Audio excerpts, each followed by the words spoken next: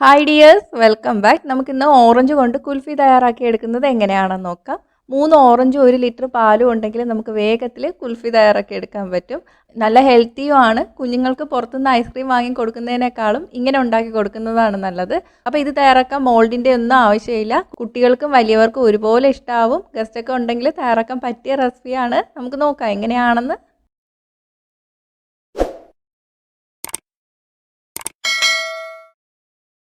ഞാനിവിടെ 1 ലിറ്റർ പാലാണ് എടുത്തിരിക്കുന്നത്. പാലിൽ വെള്ളം ചേർക്കരുത്, ഫുൾ ഫാറ്റ് മിൽക്കാണ് നല്ലത്. ഇനി ഇതിലോട്ട് ഞാൻ 1/4 കപ്പ് പഞ്ചസാര കൂടി ചേർത്ത് കൊടുക്കുകയാണ്. ഞാൻ എടുത്തിരിക്കുന്ന 1 കപ്പ് 240 ml ആണ്. അപ്പോൾ ഏകദേശം 60 ഗ്രാം വരും. തീ മീഡിയത്തിലോട്ട് വെച്ച് കൊടുക്കുക. എന്നിട്ട് നന്നായിട്ട് ഇളക്കി കൊടുക്കുക. നമുക്ക് പാല് വറ്റിച്ചെടുക്കണം. ചുവട് കട്ടിയുള്ള പാത്രം എടുക്കുക. നോൺ സ്റ്റിക്ക് ആവുന്നതാണ് നല്ലത്, അല്ലെങ്കിൽ പാല് പെട്ടെന്ന് തന്നെ അടിക്ക് പിടിക്കും. നന്നായിട്ട് ഇളക്കി കൊടുക്കുക. തീ കൂട്ടിയിടരുത്. തീ കൂട്ടിയിട്ടാൽ പെട്ടെന്ന് പാല് കരിഞ്ഞു പോവും.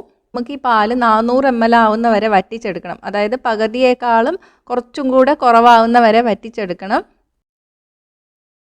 പാലൊന്ന് കുറച്ച് വറ്റി തുടങ്ങുമ്പോൾ പാത്രത്തിൻ്റെ സൈഡിൽ ഇതേപോലെ ഒട്ടിപ്പിടിച്ച് തുടങ്ങും കേട്ടോ. ആ സമയത്ത് നമ്മൾ തവി കൊണ്ട് ഇതുപോലെ താഴോട്ട് ഇളക്കി ഇട്ട് കൊടുക്കുക. അപ്പം നമ്മൾ ഒഴിച്ച പാലിനേക്കാളും പകുതി ആയിട്ടുണ്ട് ഇപ്പോൾ. ഈ സമയത്ത് നമുക്ക് 2 ടീസ്പൂൺ പിസ്ത ചെറുതായിട്ട് അരിഞ്ഞത് ചേർത്ത് കൊടുക്കാം. 1 ടീസ്പൂൺ ബദാം ചെറുതായിട്ട് അരിഞ്ഞതും ചേർത്ത് കൊടുക്കാം. ഇത് രണ്ടും ഓപ്ഷണലാണ്. സാധാരണ നമ്മൾ കുൽഫി വാങ്ങുമ്പോൾ ഇത് രണ്ടും അതിൽ കാണും. അപ്പോൾ നമ്മൾ വീട്ടിലൊക്കെ ഉണ്ടാക്കുമ്പോൾ ഇതിന് വേണ്ടിയിട്ട് പിസ്ത അണ്ടിപ്പരിപ്പൊന്നും വാങ്ങണ്ട. കപ്പലണ്ടി ഉണ്ടെങ്കിൽ ചെറുതായിട്ട് അത് പൊടിച്ച് ചേർത്ത് കൊടുക്കുക. അപ്പോൾ വീട്ടിലുണ്ടാക്കുമ്പോൾ ഇതൊന്നും ചേർത്തില്ലെങ്കിലും കുഴപ്പമില്ല, ഒഴിവാക്കാം. കുറച്ചും കൂടെ ഒന്ന് വറ്റി വരണം. അധികം കട്ടിയായി പോവാനും പാടില്ല. മിൽക്ക് മെയ്ഡിൻ്റെ അത്രയൊന്നും ആവണ്ട കേട്ടോ. അപ്പോൾ അതാ ഇത് റെഡി ആയിട്ടുണ്ട്. നമുക്ക് തീ ഓഫ് ചെയ്യാം. ഇനി നമുക്ക് വേണ്ടത് 3 മീഡിയം സൈസ് ഓറഞ്ചാണ്. വലുതാണെങ്കിൽ 2 മതിയാവും. ഓറഞ്ച് നന്നായിട്ട് സോപ്പിട്ട് കഴുകിയതിന് ശേഷം തുടച്ച് വൃത്തിയാക്കി എടുക്കുക. നമ്മൾ ഈ ഓറഞ്ചിൻ്റെ തോടാണ് മോൾഡായിട്ട് യൂസ് ചെയ്യുന്നത്. പിന്നെ ഇപ്പോൾ കൊറോണയൊക്കെ അല്ലേ, അപ്പോൾ നമ്മൾ നന്നായിട്ട് കഴുകി എടുക്കുന്നതാണ് നല്ലത്. ഓറഞ്ചിൻ്റെ മുകളിൽ ഇങ്ങനെ കട്ട് ചെയ്ത് കൊടുക്കാം. ഇനി അകത്തുള്ള ഫ്ലഷ് നമ്മൾ ഇളക്കിയെടുക്കണം. കത്തിയോ സ്പൂണോ കൊണ്ട് ഇളക്കിയെടുക്കുക. സ്പൂൺ കൊണ്ട് ഇളക്കിയെടുക്കുന്നതായിരിക്കും നല്ലത്. പൊട്ടിപ്പോവാതിരിക്കാൻ ശ്രദ്ധിക്കുക. അപ്പോൾ ഇതാ ഇതുപോലെ ആക്കിയെടുക്കുക. ഇതുപോലെ തന്നെ 3 ഓറഞ്ചിൻ്റെത് ഇളക്കിയെടുക്കുക. അപ്പോൾ 3 ഓറഞ്ചിൻ്റെത് ഇളക്കി എടുത്തിട്ടുണ്ട്. ഇനി ഇതൊന്ന് പിഴിഞ്ഞ് ജ്യൂസ് എടുക്കണം. പിഴിഞ്ഞതിന് ശേഷം നന്നായിട്ടൊന്ന് അരിച്ചെടുക്കുക. നമ്മൾ പിഴിഞ്ഞെടുത്തതിന് 1/4 കപ്പ് ഇതിലോട്ട് ഒഴിച്ചു കൊടുക്കുക. മൊത്തം ഒഴിക്കരുത് കേട്ടോ, വെള്ളം കൂടിപ്പോവും. നന്നായിട്ട് മിക്സ് ചെയ്ത് കൊടുക്കുക. അപ്പോൾ നന്നായിട്ട് മിക്സ് ചെയ്തിട്ടുണ്ട്.